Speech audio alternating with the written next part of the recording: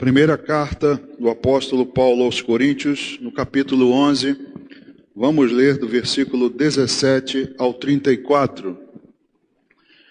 Primeira carta aos Coríntios, capítulo 11, versículo 17, diz assim: Nisto, porém, que vos prescrevo, não vos louvo, porquanto vos ajuntais não para melhor, e sim para pior. Porque, antes de tudo, estou informado haver divisões entre vós, quando vos reunis na igreja, e eu, em parte, o creio. Porque até mesmo importa que haja partidos entre vós, para que também os aprovados se tornem conhecidos em vosso meio. Quando, pois, vos reunis no mesmo lugar, não é a ceia do Senhor que comeis, porque, ao comerdes, cada um toma antecipadamente a sua própria ceia, e há quem tenha fome, ao passo que há também quem se embriague. Não tendes, porventura, casas onde comer e beber?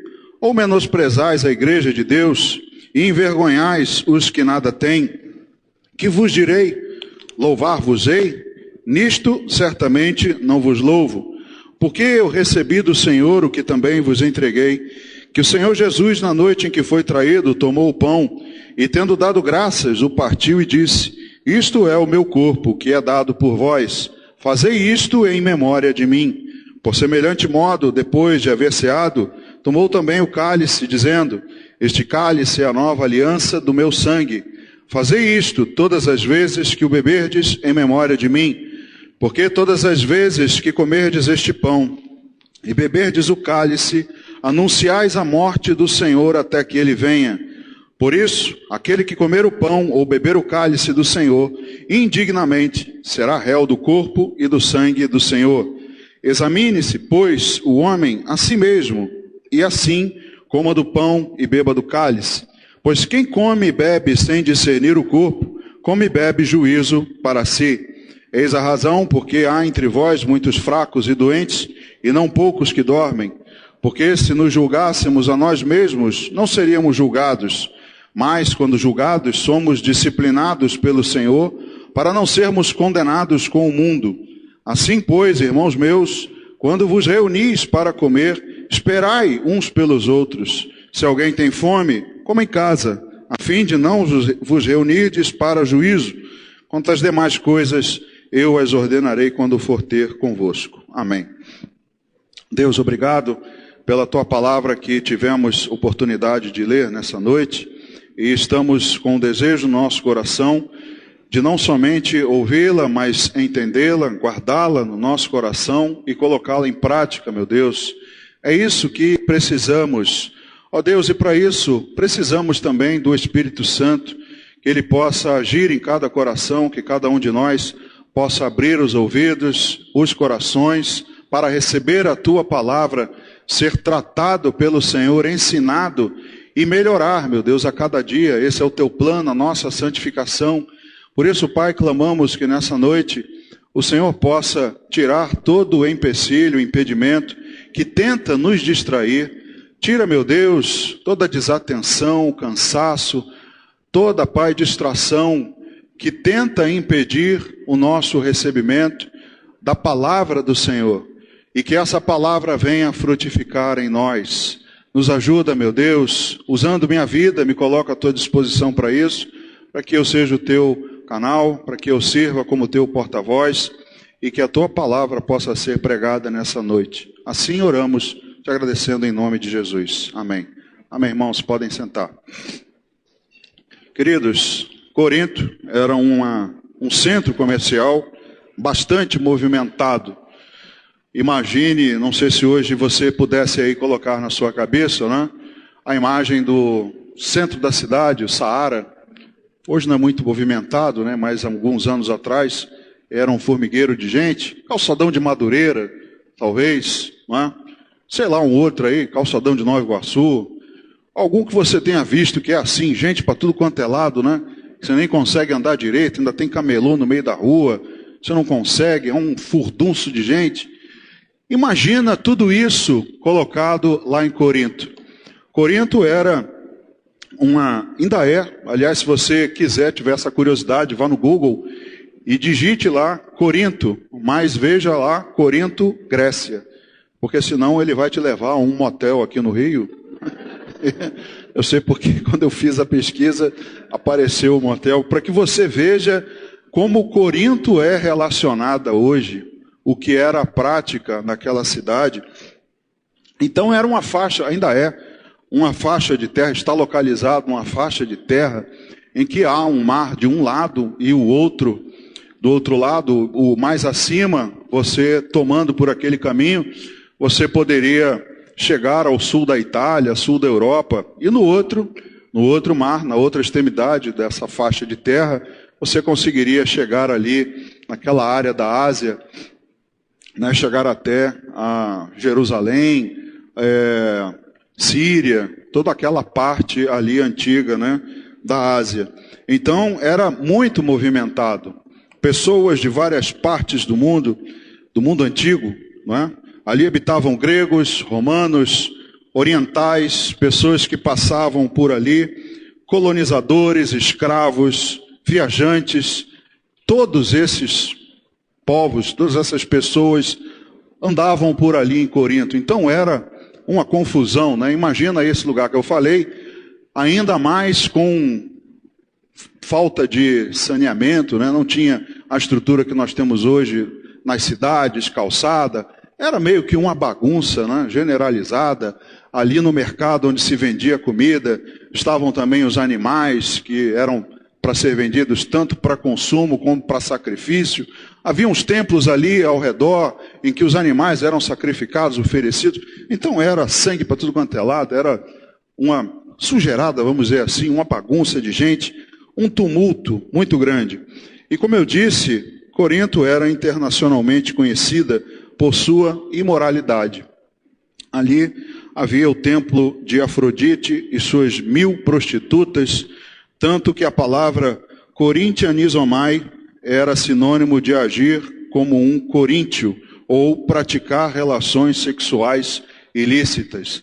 Então, uma imoralidade bem visível, não é? Havia ali todo esse tipo de conduta, todas essas práticas, vários templos, vários sacrifícios a outros deuses, enfim, um ambiente muito fértil para a pregação do Evangelho e um verdadeiro desafio para se estabelecer numa igreja. E assim também foi, é verdade. Paulo escreve, não somente nessas duas, mas dizem que há pelo menos uma outra carta que se perdeu, que ele também escreve, e você conhece essa primeira carta, em que Paulo também repreende essa igreja, em que havia ali práticas imorais, condutas que não deveriam andar sendo praticadas pelos irmãos, muita conivência, né? Pessoas que faziam vista grossa a certas condutas dos irmãos. Então Paulo se preocupou muito, era um desafio bastante grande para estabelecer ali uma igreja, por todo esse contexto em que você agora está imaginando Corinto. Se a gente pudesse dizer assim, é meio parecido com o Rio de Janeiro, tá? Assim, um pouco pior, mas meio parecido com o Rio de Janeiro. Então, ali era necessário vigilância, muita oração, orientação, ensino. Era a preocupação de Paulo, de quem estava ali conduzindo a igreja. Tudo isso era uma verdade, uma preocupação, e era praticado. Paulo escrevia as cartas, orava, sempre buscando orientar essa igreja. Mas a gente olha para isso tudo, né, e pensa assim, poxa, isso tudo aqui deveria ser uma realidade para aquela igreja, né? Para tudo isso que o pastor falou aí, imoralidade, aquela coisa toda, idolatria. Não é só para aquela não, irmãos. Hoje também é um desafio estabelecer uma igreja e mantê-la em todos esses aspectos. Então, não somente na igreja de Corinto, que hoje não está mais lá, mas em qualquer igreja do Senhor. A nossa e a igreja do Senhor Jesus, de uma forma geral, é necessário muita vigilância, muita oração, muita orientação, muito ensino, muita palavra, para que os irmãos não voltem às práticas antigas, porque elas estão ao redor. Da mesma maneira que estava ali em Corinto, tudo isso acontecendo, né, ao redor, Aqui também, na nossa cidade também, no nosso país da mesma maneira. O mundo está lá fora. E nós, ao sairmos daqui, quando não estamos aqui reunidos, estamos também em contato com todas essas práticas. Então nós precisamos também dessa vigilância, precisamos desse conhecimento, dessa orientação, para a gente não cair no erro. Então, o mesmo mercado que ali havia, era famoso, um mercado grande, mercado que fornecia alimentos para a ceia dos cristãos, essa nova, vamos dizer assim, classe de gente que se reunia. Agora ali havia uma igreja estabelecida, então os cristãos iam ao mercado para comprar a comida, e o mesmo lugar próximo, o mesmo lugar vendia também, como eu disse, os animais e os alimentos para ofertas nos templos que estavam ali. E ali ao lado do mercado havia esses templos em que animais eram sacrificados. Então veja que havia uma linha tênue, não é? Como também há hoje. Uma linha tênue de uma conduta cristã, de uma prática cristã, numa cidade, num lugar em que havia imoralidade, um mundo tenebroso, um mundo que ainda estava preso, aprisionado ao pecado, à imoralidade, práticas sexuais ilícitas, enfim, tudo isso estava ali. E essa diferença toda, não é? Essa coisa heterogênea ali em Corinto, todas essas classes diferentes de pessoas, elas tinham também diferentes interesses. E esses interesses influenciavam divisões na igreja. Também digo algo diferente do que temos visto hoje? Eu acho que não. Muitas pessoas hoje também têm muitos interesses lá fora. E isso também, aqui no nosso convívio, pode causar também divisão. Muitas pessoas, grupos de pessoas, ao estarem reunidos na igreja também, agora como cristãos, também podem trazer esses interesses de fora. E aí nós vivemos ainda hoje, irmãos, com esse embate, com essa mesma situação, um cenário muito parecido do que era Corinto, do que era aquela igreja e do que é também a igreja de um modo geral hoje. E nesse capítulo em especial, Paulo orienta sobre uma dessas divisões no momento específico que é a ceia. Você já ouviu várias vezes, quando algum de nós está ministrando a ceia, nós falamos aqui do versículo 23 em diante, não é? E não lemos até o 34, mas dificilmente você nos ouviu nesse momento falar um pouco antes e um pouco depois. Talvez muitos irmãos estejam só reconhecendo e entendendo bem esses versículos que falam sobre a ceia, mas a gente precisa entender um pouquinho do contexto, como o pastor disse domingo, né? Vamos entender, ler um pouquinho antes, um pouquinho depois, e também comparar com outros princípios bíblicos mais gerais, para que a gente entenda um pouco melhor qual era essa divisão, o que é que isso causava na igreja. E eu costumo dizer, irmãos, eu tenho pensado bastante a esse respeito, olhando, né, o ano ainda não chegou ao fim, mas assim, quando chega em outubro, a gente já começa a pensar em algumas coisas, né, no Natal, naquela ceia, né, no pudim que a gente vai comer, e nos presentes, e no final do ano. A gente já começa a pensar em algumas coisas, e também no nosso passado, né, a gente já começa também a fazer um balanço dos últimos 9 meses. E eu, olhando para trás, eu acredito que o ano 2020 foi um ano difícil, sem dúvida, está sendo, mas um ano também que, pelo menos para mim, no aspecto espiritual, eu tenho uma tranquilidade no meu coração que foi um ano de crescimento espiritual para mim. Esse ano, para mim, houve um amadurecimento espiritual. E também acho que houve uma oportunidade, né, e também muitas descobertas nós pudemos fazer ao longo desse 2020. Muitas coisas que estavam talvez ocultas para nós e foram reveladas nesse momento de pandemia. E eu acredito que nessa carta aqui, irmãos, que Paulo orienta aos irmãos na igreja em Corinto, o apóstolo revela que era do conhecimento dele algumas práticas dos irmãos lá. Eu imagino que talvez, quando eles tenham recebido essa carta e ela tenha sido lida, talvez alguns tenham ficado assim, é mesmo, mas aquele irmão, ele fazia isso. Nossa, eu não sabia que aqui no nosso meio tinha isso. É mesmo isso acontecer. Talvez tivessem irmãos ali naquele momento que ficaram espantados com o conteúdo da carta. Mas Paulo sabia disso. Chegou ao conhecimento dele. Então, como diz a palavra, não há nada oculto que não venha a ser revelado. O apóstolo sabia porque com certeza alguém informou a ele, ou talvez através de alguma visão, o Espírito Santo falou com ele. Mas Paulo sabia, era do conhecimento dele as condutas dos irmãos, e talvez ali, naquele momento da leitura da carta, muitos tenham tido essas descobertas. Veio a ser revelado muita coisa. Então, nós hoje também podemos, eu penso que fazer esse balanço é interessante para a vida de cada um de nós.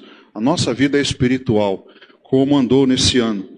Porque, voltando ao texto, agora já entrando nos versículos para a gente fazer uma análise, o primeiro que eu vejo é que havia uma congregação para um propósito errado. Um ajuntamento, não é? A igreja, essa reunião de pessoas. Nos versículos 17 e 19, voltando ao texto, diz assim: nisto, porém, que vos prescrevo, não vos louvo, porquanto vos ajuntais não para melhor, e sim para pior. Porque, antes de tudo, estou informado haver divisões entre vós, quando vos reunis na igreja, e eu, em parte, o creio. Veja aqui como Paulo já afirma, né? Estou informado. Algum informante passou para ele, né? E quando a gente olha esse primeiro trecho, a gente percebe que você talvez queira ler, eu recomendo que você leia a carta inteira depois, você vai ver que a carta até trazia alguns momentos de louvor. Paulo, por alguns momentos, até louvava os irmãos por algumas condutas. Volta aí no capítulo 10 dessa carta, veja lá o versículo 33, e vamos até o versículo 2 do capítulo 11. Capítulo 10, verso 33, diz assim: assim como também eu procuro em tudo ser agradável a todos, não buscando o meu próprio interesse, mas o de muitos, para que sejam salvos, sede meus imitadores, como também eu sou de Cristo. De fato, eu vos louvo, porque em tudo vos lembrais de mim, e retendes as tradições, assim como vos las entreguei. Veja só o que Paulo diz aqui. Ele diz antes que havia uma conduta neles, e ele diz assim: olha, sejam meus imitadores, como eu sou de Cristo, e eu reconheço, louvo vocês, porque eu acredito que vocês se lembram de mim, e vocês estão guardando as tradições e os ensinamentos que eu vos entreguei. Paulo, em algum momento da carta, ele até parabeniza, vamos dizer assim, ou louva a igreja, exalta, né? Diz assim: olha, vocês estão fazendo alguma coisa legal, alguma coisa boa vocês estão fazendo. Mas a gente vê também que em outras partes da carta, Paulo dá repreensões. Paulo diz: olha, isso aqui está errado. Então veja, aqui há um louvor anterior, alguma coisa boa que eles fizeram. Mas o que ele diria em seguida não era para louvar. Ele deixa claro que algo estava sendo feito para piorar. O versículo 17 de novo ele diz: nisto, porém, que vos prescrevo, não vos louvo. Até aqui, talvez tenha havido ali algum louvor, né? Algum reconhecimento da boa conduta da igreja, mas ele aqui no 17 diz: nisso, porém, que eu vou passar a dizer, eu não louvo vocês, porque vocês estão se ajuntando, ou seja, reunindo.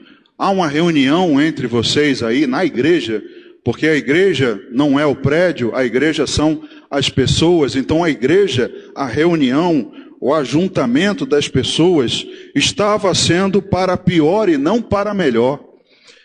Irmãos, percebam, Paulo diz que, olha, vocês até fazem alguma coisa certa, mas vocês estão fazendo coisas erradas.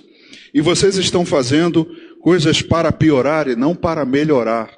Irmãos, hoje também nós podemos estar fazendo algumas coisas certas, mas outras estão erradas. Já parou para pensar nisso? Nós talvez estejamos meio como que a igreja de Corinto. Nós temos algum motivo de louvor. Pô, legal isso que vocês estão fazendo. Mas olha, daqui para frente não tem louvor não. Daqui para frente eu vou dizer algo que vocês estão fazendo para pior.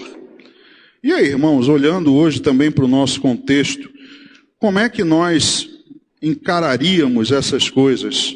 Fazer algumas coisas certas, mas outras estão erradas.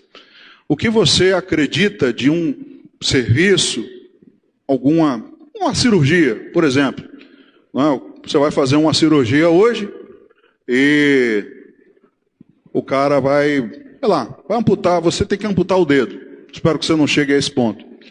Tem que amputar o dedo do pé esquerdo. Beleza. Aí o cara diz assim, olha, eu fiz uma coisa boa. O seu dedo esquerdo, você está livre dele. Maravilha.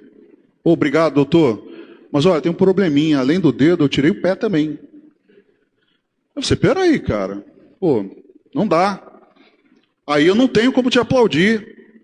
O que você fez no final das contas me resultou em prejuízo. Então vale a pena, até que ponto vale a pena a gente fazer alguma coisa certa, mas em outras partes estar errando e nos conduzindo para pior? Pensa nisso, irmãos. Talvez estejamos nos reunindo com um intuito correto, fazendo algumas coisas corretamente, mas em outras estamos agindo de uma maneira tão errada que estamos voltando atrás. Imagina aquela pessoa que dá um passo para frente e dois para trás, um para frente e dois para trás. Está regredindo, está indo para trás, está piorando. Mas em alguma coisa ela dá um passinho para frente, mas o que ela faz de errado leva ela mais para trás. Então, irmãos, veja o que Paulo diz a eles sobre essas coisas, algumas coisas certas e outras erradas. Havia divisões no ajuntamento. Como eu disse, a eclésia, como ele se refere aqui, a igreja, a congregação, havia divisões, ele diz aqui no 18, porque antes de tudo estou informado a haver divisões entre vós, quando vos reunis na igreja. Ou seja, quando vocês são igreja, vocês estão se dividindo. Exatamente no momento em que deveríamos ser unidos, os interesses que temos lá fora estão sendo trazidos aqui para dentro, e aí acabam as divisões. E o que também vem à minha cabeça, quando Paulo fala sobre algumas coisas certas, mas outras erradas, pensa comigo, irmãos, se uma parte do culto for aprovada, mas o restante não for, vai ser aceito o culto? Muitas igrejas têm ido por esse caminho, né? Você vai a alguma igreja e vê o momento do louvor, nossa, que legal, que grupo de louvor, espetacular, o louvor é uma maravilha, nossa, que beleza, fui ao céu. Aí vem o momento da pregação, misericórdia, só heresia, teologia da prosperidade, só lixo. Deus recebe só o louvor? No culto, Deus recebe o louvor? Olha, tá bom, eu vou receber aqui o louvor, o resto eu vou descartar. Tá a palavra, as ofertas também. E se fosse o contrário, não é? Se fosse a palavra maravilhosa, mas o louvor, querendo dar outras sensações, querendo trazer outros sentimentos. Irmãos, eu acredito que o culto é uma coisa inteira, uma coisa como um todo. Então, se nós estamos no culto para fazer alguma coisa, se nós fizermos uma parte errada, me leva a acreditar que Deus não vai receber. Se eu estou aqui, se nos reunimos hoje, a gente vai ter a ceia daqui a pouco. Se fazemos tudo direitinho no momento do culto, no momento da ceia, é como eles se comportavam lá. Deus recebe o todo? Vamos abrir lá em Ageu, só para a gente ter uma ideia, um pouquinho antes do Novo Testamento começar, depois de Sofonias, Ageu capítulo 2, versículo 11, até o 14. Ageu capítulo 2, versículo 11 ao 14. Assim diz o Senhor dos Exércitos: pergunta agora aos sacerdotes a respeito da lei. Deus está falando assim, olha, pergunta a vocês que entendem a palavra. Veja só, se alguém leva carne santa na orla de sua veste, e ela vier a tocar no pão, ou no cozinhado, ou no vinho, ou no azeite, ou em qualquer outro mantimento, ficará isto santificado? Responderam os sacerdotes, não. Então perguntou Ageu, se alguém que se tinha tornado impuro pelo contato com um corpo morto, tocar em alguma dessas coisas, ficará ela imunda? Responderam os sacerdotes, ficará imunda. Veja só o que Deus diz a eles. Pergunta a esses que são entendidos, porque a carne do sacrifício, ela era considerada santa. Mas aqui ele está dizendo que, se porventura alguém estiver levando carne santa na orla das vestes, e ela tocar no pão, tocar no cozinhado, tocar em alguma coisa, isso vai ficar santificado? Eles sabiam, tanto que eles respondem aqui, não. Então adianta dizer, não, mas olha, o louvor, nossa, maravilhoso. Mas o louvor não santifica o culto. O louvor não é o tudo do culto. Não adianta de nada se a mensagem que vier depois não for de Deus, porque ela é como esse outro aqui, que diz aqui no versículo 13, se alguém que se tinha tornado impuro pelo contato com o corpo morto tocar em alguma dessas coisas, ficará imunda? Ah, fica imunda. Ou seja, aquela que é santa, tocando alguma coisa, não a purifica. Mas a imunda tocando a santa, contamina. Então, irmãos, não dá para andar as duas coisas juntas. Eu não vejo essa possibilidade naquilo que nós fazemos no culto. Ou Deus recebe o culto inteiro, recebe o louvor, recebe as ofertas, recebe a palavra, que é dele, não é nossa. Ou o culto é inteiro da vontade de Deus, ou ele não recebe nada. Então não adianta a gente querer fazer alguma coisa certa e uma parte a gente está fazendo errada. Deus não vai receber. E é o que eu vejo aqui no texto de Ageu. Também, lá na primeira carta de Pedro, no capítulo 1, versículo 15. Abra comigo a primeira carta do apóstolo Pedro, no capítulo 1, versículo 15. Ele diz assim, pelo contrário, segundo é santo aquele que vos chamou, tornai-vos santos também vós mesmos em todo o vosso procedimento. Então a palavra, como eu disse, nós vamos olhar o antes, o depois, mas vamos olhar os princípios bíblicos de uma maneira geral. A Bíblia não nos dá margem a entendimento de que uma parte Deus vai receber. Porque ele diz aqui que Deus nos recomenda sermos santos em todo o nosso procedimento. Significa que eu, como cristão, eu não posso ter um procedimento bom apenas numa área e ser errado na outra. Não posso. Deus nos quer por inteiro. Irmãos, o princípio de integridade é de Deus, é um princípio bíblico. Deus não aceita uma parte. E aí, então, nós hoje estamos nesse momento de descoberta. Nós não podemos entender que Deus recebe uma parte de nós convertida. Deus não recebe uma parte do culto. Deus não quer uma parte correta. Deus ou quer você todo ou nada. Meu filho, vem para mim inteiro. Eu não quero uma parte de você. Tanto que quando ele diz, dá-me o teu coração, porque o coração representa o ser, na sua essência. É como se estivesse representando o todo. Então Deus não quer uma parte, Ele não quer o louvor, ou Ele não quer só o momento das ofertas, Ele quer o culto inteiro. Então, se estivermos fazendo uma parte errada, e era isso que estava acontecendo com a igreja em Corinto, uma parte ali estava fazendo uma coisa correta e outra errada. E voltando lá ao capítulo 11 da primeira carta aos Coríntios, Paulo diz assim, no versículo 19, porque até mesmo importa que haja partidos entre vós, para que também os aprovados se tornem conhecidos em vosso meio. Olha o que o apóstolo Paulo diz. Tem divisões entre vocês, sim, mas é até bom que haja essas divisões para que os convertidos, para que os irmãos se tornem conhecidos em vosso meio.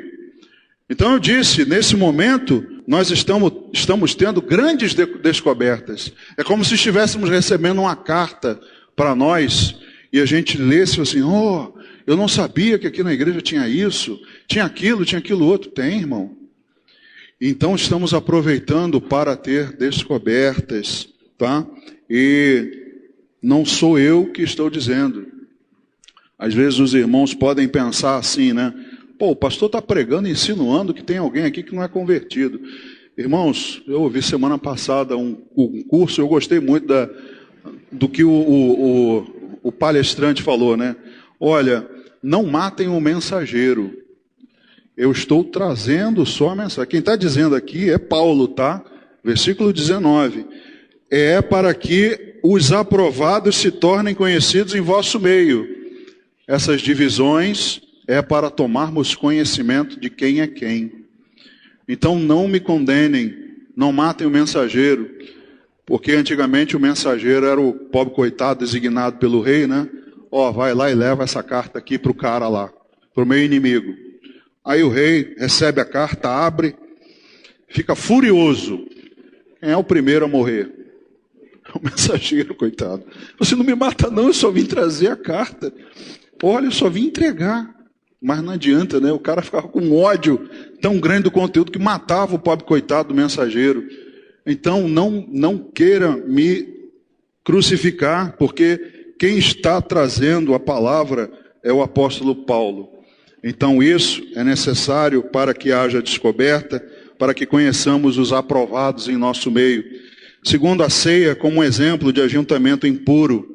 Essa era a conduta que Paulo estava dizendo, versículo 20 ao 22. Diz assim, quando, pois, vos reunis no mesmo lugar, não é a ceia do Senhor que comeis, porque ao comerdes, cada um toma antecipadamente a sua própria ceia. E há quem tenha fome, ao passo que há também quem se embriague. Olha só, irmãos, que coisa. Vamos até o 22. Não tendes porventura casas onde comer e beber, ou menosprezais a igreja de Deus e envergonhais os que nada têm? Que vos direi, louvar-vos-ei nisto? Certamente não vos louvo. O apóstolo Paulo aqui está dizendo, nesse momento, que o que acontecia ali, no momento da ceia, era uma prática deturpada do que era uma coisa correta. Ou seja, a prática deturpou, transformou o que era bom em algo ruim. O que o Senhor Jesus instituiu para que nós lembrássemos dele, né? Que anunciássemos a sua morte até a sua volta, algo bom que eles deturparam. Porque Paulo diz aqui que havia ali uma precipitação. A ceia era um momento em que os irmãos ali comiam junto com os outros. Era um momento de comunhão, a igreja se juntava e havia esse momento da refeição junto. Todo mundo comia junto e também naquele momento celebrava a ceia. Só que, o que os irmãos faziam? Olha, eu estou com fome e eu tenho comida, mas tem alguns que vêm aí, estão chegando para a ceia, que não têm o que comer. Então eu vou tratar de comer a minha e eles, quando voltarem, problema deles, se não tiverem, que passem fome. Então eles comiam ali, né, meio que apressadamente, a sua comida para não chegar o irmão que nada tinha e não ter que dividir com ele. Olha só que princípio deturpado da ceia. Isso é comunhão. O próprio Senhor Jesus que partiu o pão, nós aqui partimos o pão. Se acabar o pão aqui, irmãos, acabou o pão. Eu pego o meu e corto, toma aí mesmo, metade do meu aqui. Mas lá não era assim. Era cada um por si, cada um comendo a sua. Tanto que ele diz aqui, vocês não estão comendo a ceia do Senhor. Vocês estão se reunindo no mesmo lugar, mas para comer outra coisa. Porque vocês comem antecipadamente, cada um toma a sua própria ceia. E tem gente passando fome. Tem gente que não tem o que comer. E aí o que vocês estão fazendo? Menosprezando a igreja de Deus? Paulo está dizendo assim, cara, se é para fazer errado, faz na tua casa. Não faz aqui não. Porque esse princípio está deturpado. Essa conduta, irmão, já havia sido reprovada por Deus mais de 700 anos antes.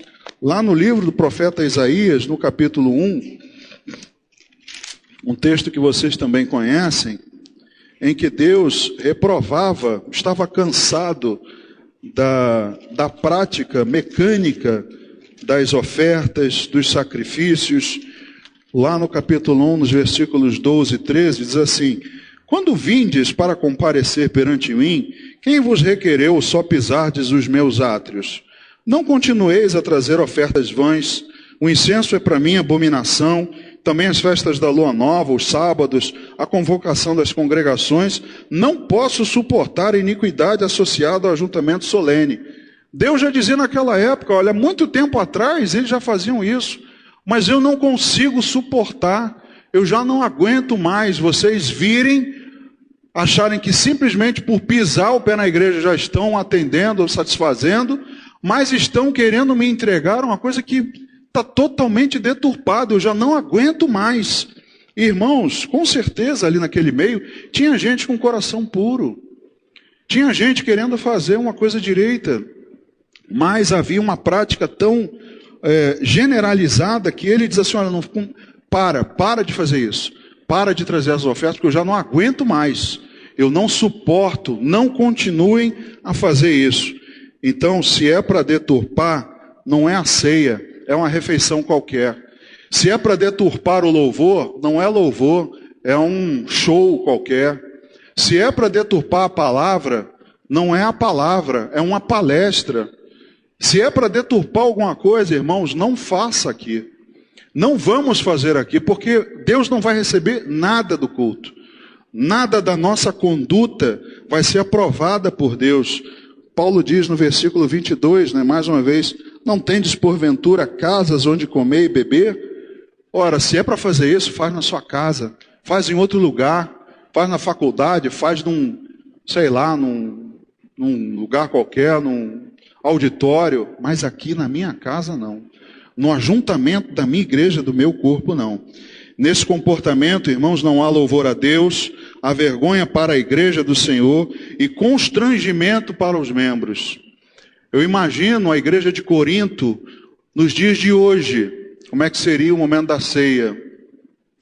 O cara pegaria lá, coxinha de frango, o pobre coitado do lado dele com fome, e ele com o celular, vamos tirar uma selfie aqui. Olha só, pá.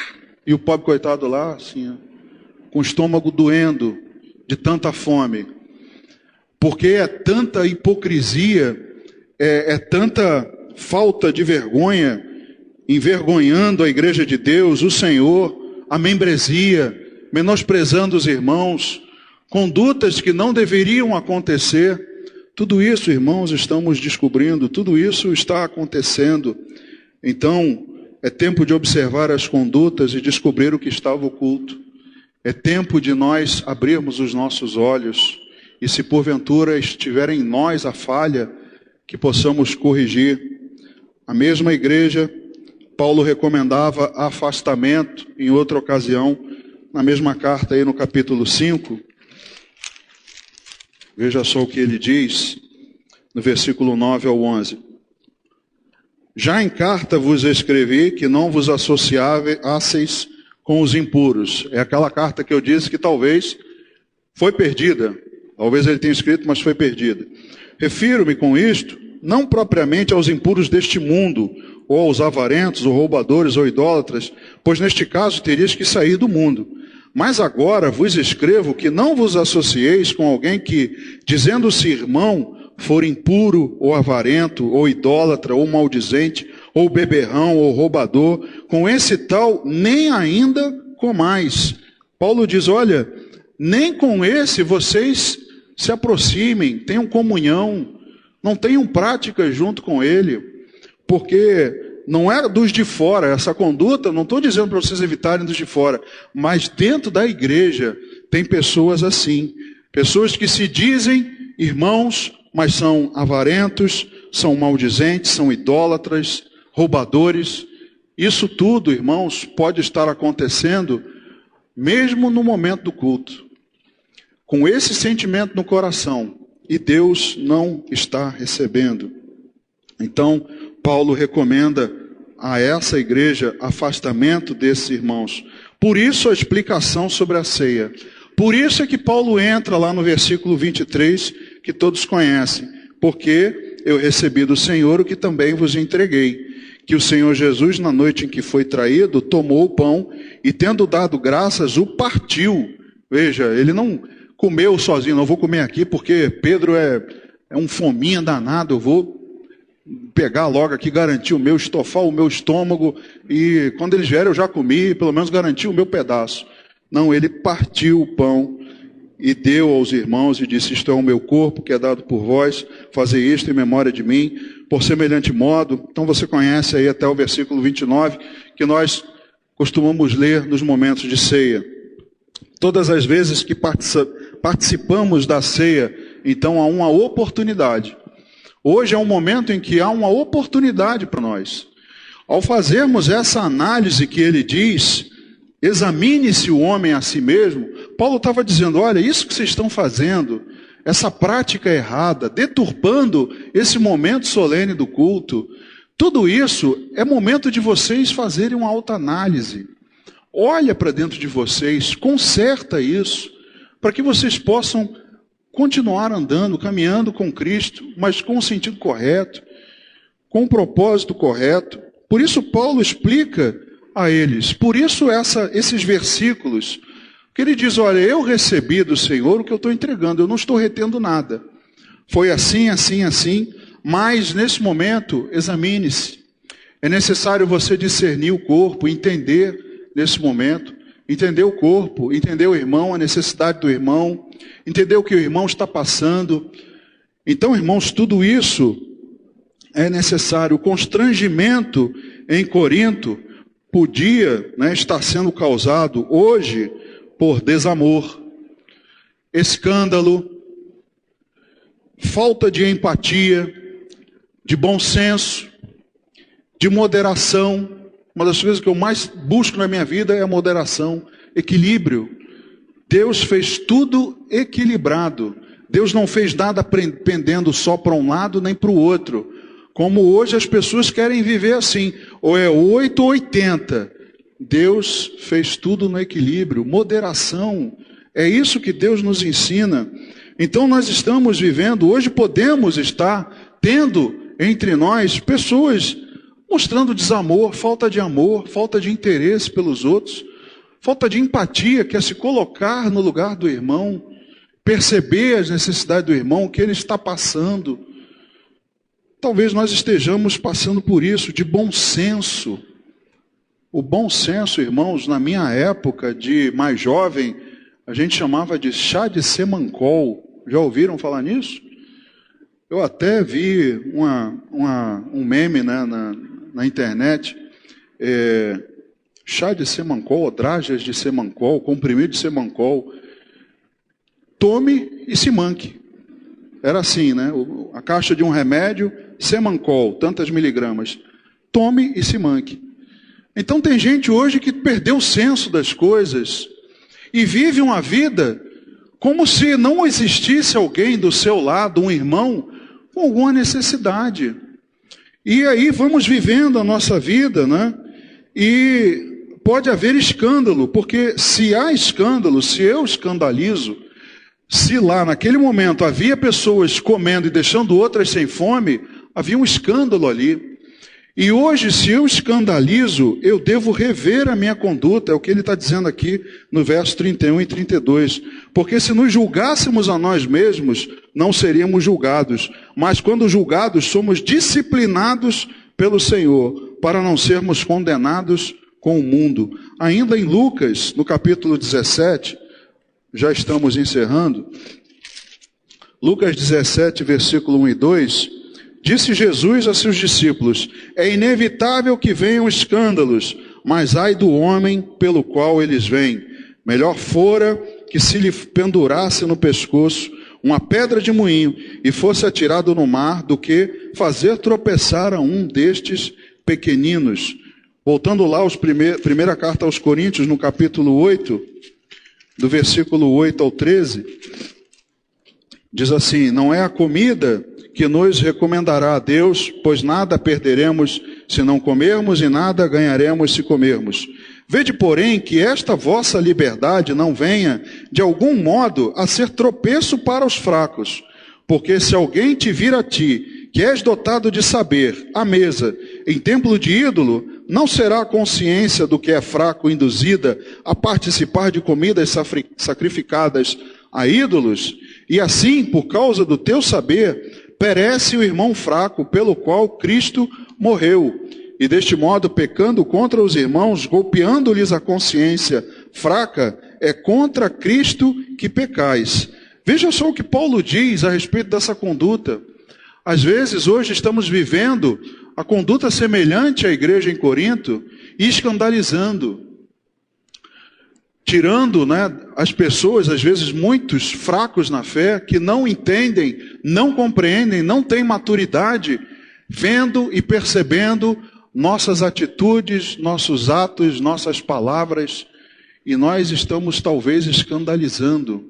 E se aqui a Bíblia diz que eu devo me examinar para que eu não escandalize, melhor era que fosse amarrado uma pedra de moinho no meu pescoço e eu me atirasse no mar.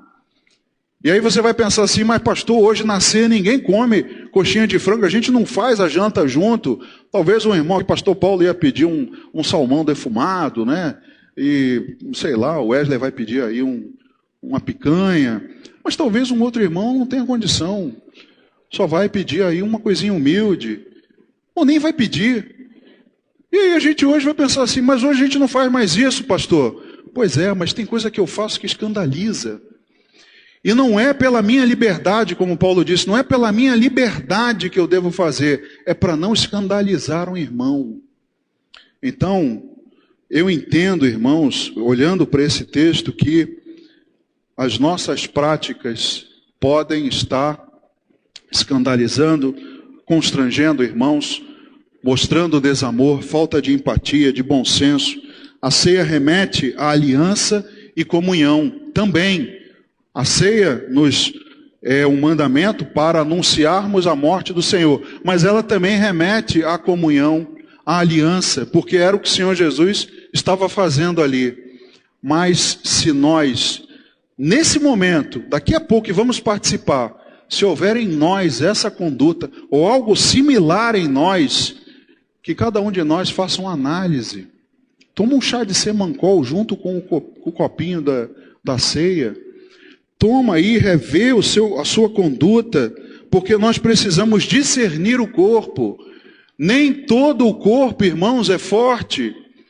Há partes do corpo que estejam ainda, talvez, em formação. Então nós precisamos ter essa sabedoria, esse discernimento. E aí, voltando ao princípio, se Deus não aprovar uma parte, Ele não vai aprovar o todo. Todo o resto Ele vai descartar, Ele vai desprezar. O desejo maior de Deus é que nós cuidemos de um ao outro, mas em amor. Voltando lá para a gente encerrar, em Isaías, no mesmo capítulo que nós lemos, agora do versículo 16 ao 20, ele diz assim, para aqueles que estavam cometendo aquelas práticas. Lucas, pode vir se quiser. Do 16 ao 20 ele diz: lavai-vos, purificai-vos, tirai a maldade de vossos atos de diante dos meus olhos, cessai de fazer o mal, aprendei a fazer o bem, atendei a justiça, repreendei ao opressor, defendei o direito do órfão, pleiteai a causa das viúvas. O que Deus está dizendo assim: cuide de um ao outro. Vocês estão querendo somente entregar a gordura, os sacrifícios, mas não é isso que eu quero. Eu já não suporto isso. O meu desejo é que vocês obedeçam em amor, pratiquem, cuidem de um ao outro, cuidem do irmão, do mais necessitado, cuide da igreja. Então o maior desejo de Deus é que nós cuidemos. Ele diz assim do 18 ao 20, vinde, pois, e arrazoemos, diz o Senhor. Ainda que os vossos pecados sejam como a escarlata, eles se tornarão brancos como a neve. Ainda que sejam vermelhos como o carmesim, se tornarão como a lã. Se quiserdes e me ouvirdes, comereis o melhor dessa terra. Mas se recusardes e fordes rebeldes, sereis devorados à espada, porque a boca do Senhor o disse. Ele faz um convite a que você venha à razão. Faz aí, examine-se a si mesmo. Faz aí uma autoanálise de você mesmo. E não adianta outras tentativas. Ainda que os seus pecados, ainda que você tenha muita coisa errada na sua vida, se você de fato decidir se converter, lavar os seus pecados, se purificar, você será alvo como a neve, mais alvo do que a lã, como ele diz aqui, comerá o melhor dessa terra. Mas, irmãos, nós precisamos entender isso tudo e trazer para os nossos dias de hoje. Ainda há tempo de conserto, arrependimento e cura, para que o louvor a Deus seja recebido por inteiro. Deus quer o culto por inteiro, não quer uma parte só de cada um de nós. Às vezes a gente pensa assim, vou chegar na hora da palavra que tá bom. Irmão, Deus quer você por inteiro, do início ao fim do culto, totalmente entregue. Que você louve, que você participe da oferta e da entrega do seu dízimo, que você ouça os anúncios, que você ouça a palavra. É isso que Deus quer, que você haja com pureza, que você não viva nessas práticas pecaminosas, não ande nessa vida reprovada por Deus. Não adianta isso, é hipocrisia, Ele vai recusar todo o resto. Que seja um motivo para cada um de nós, nesse momento, pensar e fazer a sua autoanálise. Vamos então orar, vamos louvar. Os irmãos estarão entregando a ceia do Senhor e participe, faça essa autoanálise e também coma do pão e beba do cálice. Meu Deus, obrigado pela tua palavra, obrigado pelos teus ensinamentos. Meu Deus, como temos tanto a ouvir, tanto a praticar, tantas coisas, meu Deus, estão sendo reveladas. E muitos de nós, meu Deus, talvez estejamos entrando e saindo e não vendo. Mas, Pai, um dia nós iremos ter a revelação, iremos enxergar as coisas. Alguns, meu Deus, talvez estejam vendo mais cedo que outros, por ter mais atenção, por ter mais comunhão contigo. Mas, ó Pai, o que nós te pedimos é que haja uma análise de cada um de nós. Que se houver, Pai, essas condutas erradas, práticas erradas, meu Deus, que isso seja retirado, que na nossa análise, cuidando cada um da sua vida espiritual, que nós possamos nos consertar, nos purificar e fazer a tua vontade, obedecer ao Senhor, que é muito melhor do que sacrificar. Pai, nos ensina, fica conosco nessa noite. Agradecemos por tudo.